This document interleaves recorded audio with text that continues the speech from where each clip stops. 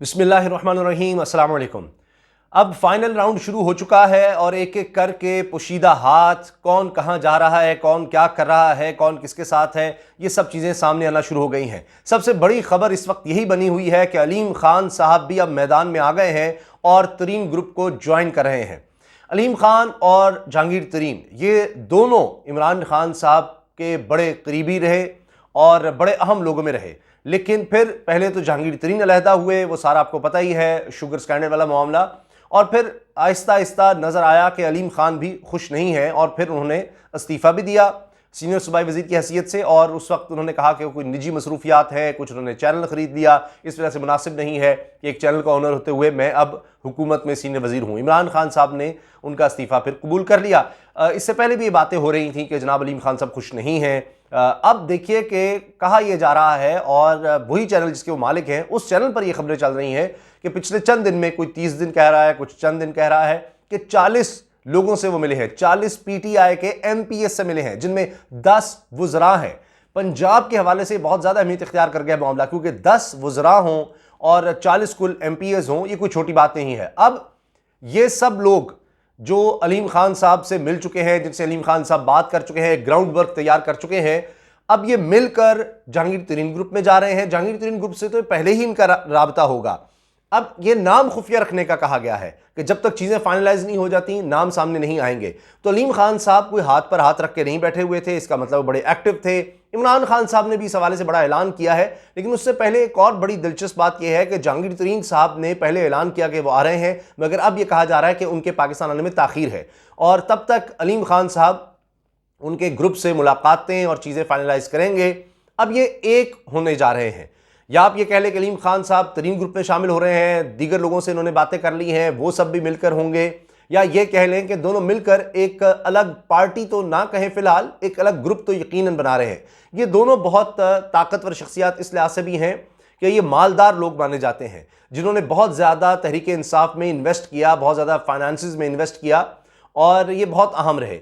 Opposition नून league हो, peoples party हो, वो इनको एटीएम मशीन्स कहती थी इन दोनों को कि जी ये फाइनेंस करते हैं इमरान खान को, ये सब बातें कहें। लेकिन जिन मकासद के लिए, जिस सोच के साथ ये लोग आए थे तहरीक इंसाफ में कि इमरान खान वज़ीर आज़म बनेंगे तो शायद ये काम होंगे, लगता है कि वो काम हुए नहीं और उस वजह से वो फिर ये दोनों नाराज़ हो गए। पहले अलीम खान साहब को लगा कि साइड लाइन होंगे, एक वक्त में अलीम खान साहब का नाम वज़ीर आला पंजाब के लिए भी फेवरेट लोगों में से था, लेकिन ऐसा हुआ नहीं। उनके ऊपर कुछ केसेस भी नैब के, वो मामला भी चलता रहा, उन्होंने फिर इस्तीफ़ा दिया, फिर वो मामला ख़त्म हुआ, वापस आए, ये सब कुछ भी होता रहा। बहुत से लोगों का ख्याल है कि जी वो खुश नहीं रहे वज़ीर आला पंजाब उस्मान बुज़दार साहब से उनके साथ काम करने पर, और जिस तरह के इख्तियारात चाहते थे वो नहीं थे। ये सब कहानियाँ रहीं। अब एक बात बड़ी अहम है कि मैंने काफ़ी अर्सा पहले, जो हमारे रेगुलर व्यूअर्स हैं उनको शायद याद भी हो कि इस पर मैंने वीडियोस बनाई थी और एक वक्त आया था कि ये बात बड़ी वाज़ेह हुई थी कि जी एक अलग ग्रुप या अलग जमात आगे जाके इलेक्शन के हवाले से तक बात हुई थी, जो बड़ा ताकतवर ग्रुप होगा या ताकतवर जमात होगी जिसके बगैर हुकूमत बनाना मुश्किल हो जाएगा। अलीम खान और जहांगीर तरीन उसमें शामिल हैं। उस वक्त गवर्नर पंजाब का नाम भी लिया जा रहा था। अच्छा, ये चीज़ें बड़े हाई लेवल पर डिनाई हुई कि जी ऐसा कुछ नहीं है, अलीम खान साहब और जहांगीर तरीन ये कोई अलग ग्रुप नहीं बना रहे, ये सब बातें नहीं। उस वक्त जहांगीर तरीन का ग्रुप बन चुका था। अब देखिए वो चीज़ सामने आ गई है, अब तो किसी तरफ से डिनाइल नहीं है। मैंने आपको बताया कि अलीम खान साहब का अपना चैनल वो ये खबरें चला रहा है, तो अब ये कोई ढकी छुपी बात तो रही नहीं है कि ये मुलाकातें होंगी, मुलाकातें वो करते भी रहे हैं। अब उन्होंने ग्राउंड वर्क तो तैयार कर लिया होगा, लेकिन पाकिस्तान की सियासत में कोई नज़रिया नहीं होता। ये सब झूठ है, फरेब है कि जी नज़रियाती है, हम नज़रियाती हैं, हम कोई लोटाइज़म पर बिलीव नहीं करते, लोटों को हम नहीं रखेंगे, ये नहीं, जो किसी दूसरी जमात में चला गया उसको नहीं लेंगे, ये सब बातें होती हैं। देखा ही जाता है कौन कितना ताकतवर है, हालात क्या हैं, हमें कौन फ़ायदा देगा। तो इस वक्त राबते हो रहे हैं जो कि अलीम खान साहब से हो रहे हैं, नून लीग के। पंजाब में आप देखिए कि ये सब कुछ हो रहा है, हलचल मची हुई है। नून लीग राबते कर रही है अलीम खान से, जहांगीर तरीन से पहले ही है, और अलीम खान साहब की खुफिया मुलाकात के भी चर्चे हो रहे हैं कि शहबाज शरीफ से उनकी कोई खुफिया मुलाकात भी हुई है। अब देखिए अलीम खान साहब एक इन्फ्लुएंशियल आदमी तो हैं, और ये मैं इस चीज़ का ऐनी शाहिद हूँ कि जहांगीर तरीन साहब जब लोधरा में इलेक्शन लड़ रहे थे तो उस वक्त कवरेज के लिए मुझे वहाँ जाना था, तो तब मैंने देखा वहाँ पर कि अलीम खान साहब खुद मौजूद थे। यानी जिस तरह से इलेक्शन में तैयारियाँ हो रही थी, काम हो रहा था, ज़ाहिर है अरेंजमेंट्स हो रहे थे, तो उसमें अलीम खान साहब वहाँ पर मौजूद थे। तो उस वक्त भी जहांगीर तरीन और अलीम खान एक दूसरे के बहुत ज़्यादा करीब थे। ये कोई छोटी बात नहीं होती, वरना सारी लीडरशिप वहाँ पर चली जाए। इसाक हक़वानी साहब हैं, वो भी उस वक्त वहाँ पर थे जहांगीर तरीन साहब जब इलेक्शन लड़ रहे थे। तो इससे अंदाज़ा होता है कि अलीम खान और जहांगीर तरीन बहुत ज़्यादा करीब हैं। फिर ये दोनों माजी में दीगर जमातों में रहे हैं, वहाँ पर भी आला ओहदों पर रह चुके हैं माजी में। और एक वक्त में जहांगीर तरीन और शहबाज शरीफ साहब भी बड़े करीब रहे हैं, ये भी बड़ी बात कही जाती है। तो ऐसा नहीं है कि इनके माजी में कोई ताल्लुकात नहीं थे। और अब जहांगीर तरीन का वो जुमला आपको याद होगा कि जी नून लीग से पुराना ताल्लुक़ है और जहाज़ किसी भी तरफ मुड़ सकता है। ये बात उन्होंने ख्वाजा साद फरीद की बेटी की शादी में जब वो शरीक हुए तब कही थी। राजा रियाज उनके साथ थे और साबिक स्पीकर कौमी असम्बली अयाज सादिक जो कि मुस्लिम लीग नून के सीनियर रहनुमा है वो भी वहाँ पर थे। तो ये चीज़ें हो रही हैं। अब आ जाते हैं कि क्या इमरान खान साहब को इन चीज़ों का पता ही नहीं लगा? कलीम खान साहब 40 लोगों से मिल रहे हैं, मुलाकातें कर रहे हैं, उनसे चीज़ें तय हो रही हैं, मुस्तकबिल के हवाले से बातें तय हो रही हैं। ज़ाहिर है कि वो अपने तौर पर एक ग्रुप तो बनाने की कोशिश करेंगे। अकेले जाने की और बात होती है, नेगोशिएशंस फिर और तरह होती हैं, मुज़ाकरात कि जनाब मेरे साथ 40 लोग हैं, 40 लोगों की ताकत मेरे पीछे है जो कि MPAs हैं, जो कि जिनमें 10 वज़रा हैं। तो फिर आपकी डीलिंग और तरह से होती है।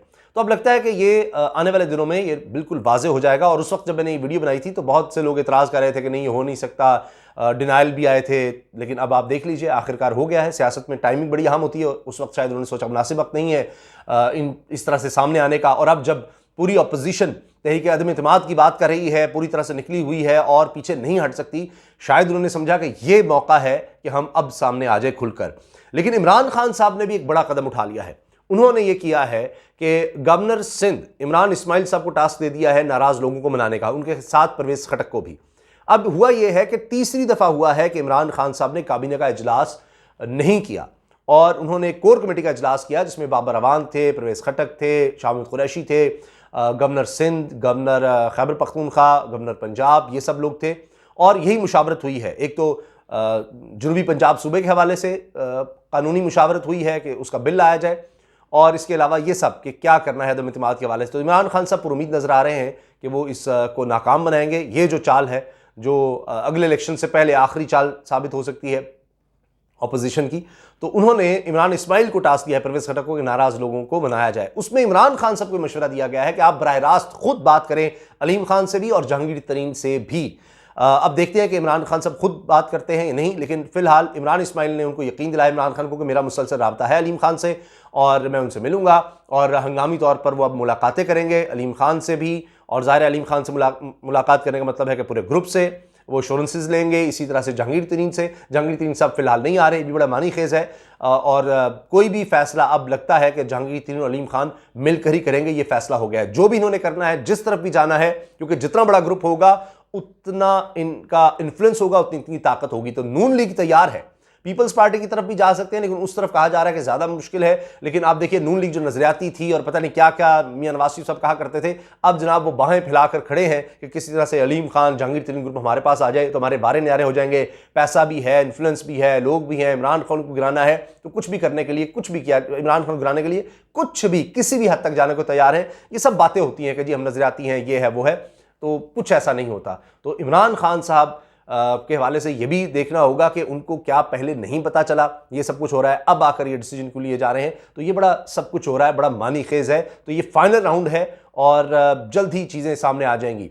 अलबत्ता शेख रशीद साहब पर उम्मीद है, वो कह रहे हैं कि जनाब ये हारेंगे, लेकिन जाहिर है कि इमरान खान साहब का ये कहना कि जी इन नाराज़ लोगों से, जिनमें जहांगीर तरीन, अलीम खान है, इनसे बराह रास्त रब्ता किया जाए, उनको ये मशवरा देना कि जी आप खुद रब्ता करें, तो इसका मतलब है कि चीज़ें इतनी क्लियर भी नहीं है, इतना आसान भी नहीं होगा। तो अपने लोगों को पूरी तरह से साथ रखना, नाराज़ लोगों को, चाहे वो इत्तेहादियों में हो चाहे अपनी जमात में हो, उन सबको साथ मिलाना, ये इस वक्त बड़ा टास्क बन चुका है। और इमरान खान साहब ने भी अपने घोड़े दौड़ा दिए हैं।